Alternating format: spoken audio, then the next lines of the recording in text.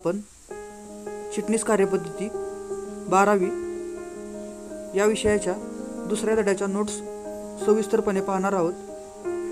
तर मित्रांनो, धड्याचे नाव आहे संस्थात्मक वित्त व्यवस्थापनाचे स्रोत। तर मित्रांनो, व्हिडिओ सुरू करूया। तर मित्रांनो, व्हिडिओ आवडला असल्यास व्हिडिओला लाईक करा व चॅनलला सबस्क्राईब करायला विसरू नका। तर मित्रांनो, तुम्हाला कोणते डाऊट असतील तर तुम्ही कमेंट सेक्शन मध्ये ते डाऊट क्लिअर करू शकता।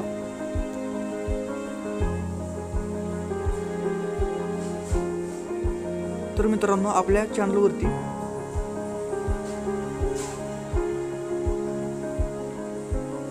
सर्व प्रकारचे नोट्स अवेलेबल असतात।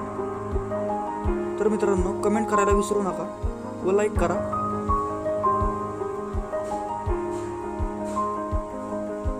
व्हिडिओ आवडला असल्यास व्हिडिओला लाईक करा व चॅनलला सबस्क्राईब करायला विसरू नका, कारण नवनवीन अपडेट तुम्हाला मिळत राहतील।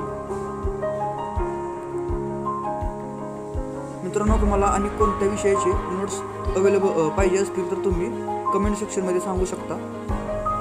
तर मित्रांनो, पुढच्या व्हिडिओमध्ये भेटूया।